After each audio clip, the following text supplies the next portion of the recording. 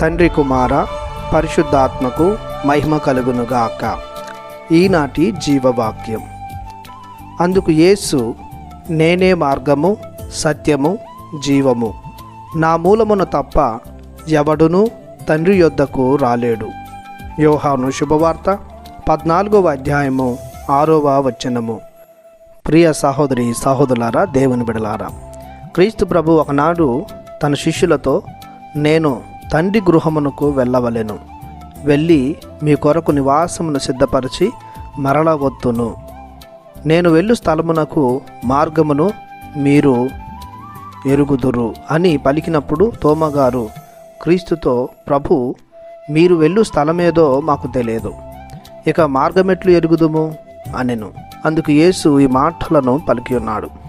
క్రీస్తు ఈ వచనంలో 3 సత్యాలను తెలియజేస్తున్నాడు.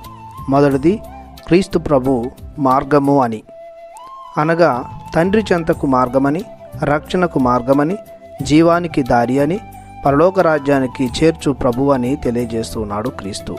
పవిత్రతకు, పరిష్కారానికి క్రీస్తే దిక్సూచి అని కూడా తెలియజేస్తున్నాడు.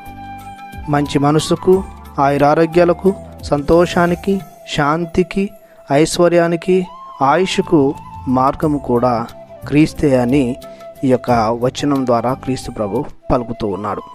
రెండవదిగా, క్రీస్తు సత్యము, అనగా సత్యాన్ని బోధించేది, సత్యంగా నిలిచేది క్రీస్తే. తండ్రియే సత్యమని, క్రీస్తు ప్రకటించే సువార్తయే పరమ సత్యమని తెలుపుతూ ఉన్నాడు. ప్రభుని నోటి నుండి జాలువారే ప్రతి మాటయు సత్య ప్రబోధము. ఇంకా క్రీస్తులో అసత్యము లేదని, మలినము, మచ్చ లేదని వివరిస్తూ ఉన్నాడు. అబద్ధానికి క్రీస్తు ప్రభునిలో చోటు లేదు. అన్యాయానికి, అవినీతికి క్రీస్తు ప్రభునిలో తావు లేదు. అందుకనే తనను తాను సత్యము అని క్రీస్తు బోధించుకుంటూ ఉన్నాడు. ఇక మూడవది, క్రీస్తే జీవము. జీవము అనగా ఉన్నవాడు, ఉండేవాడు అని అర్థం. జీవానికి అధిపతి, ఆధారం క్రీస్తే అని కూడా ఈ వచనం ద్వారా మనం తెలుసుకోవచ్చు. మరణాన్ని జయించేవాడని కూడా ఈ వచనం పలుకుతూ ఉంది. ఆల్ఫా ఒమేగా అని కూడా ఈ మాట ద్వారా మనం తెలుసుకుంటూ ఉన్నాం. కాబట్టి ప్రియ సహోదరి సహోదరులు, దేవుని బిడ్డలారా, మనం తండ్రి చెంతకు మార్గమైన క్రీస్తును, నిత్య జీవమైన దేవుని, సత్యసంధుడైన ప్రభుని ఆశ్రయించి, ఆలకించి, అనుసరించి జీవించుదాం. ఆ పరమోన్నతుని ఆశీర్వాదాలు ఆస్వాదించుదాం. ప్రార్థించుదాము. సర్వశక్తి గల సర్వేశ్వర, మాకు మార్గమై, సత్యమై, జీవమై మా మధ్యనే అవతరించి మాకు తోడుగా ఉంటున్న మీకు మా వందనం, మా స్తోత్రం. మమ్ములను నిత్యము నీ కనుసన్నల్లో దాచుకొని కాచి కాపాడుతున్నారు.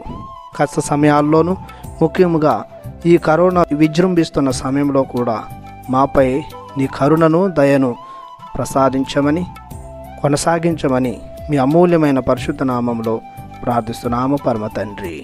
ఆమెన్. దేవుడు మిమ్ము దీవించునుగాక. ఆమెన్.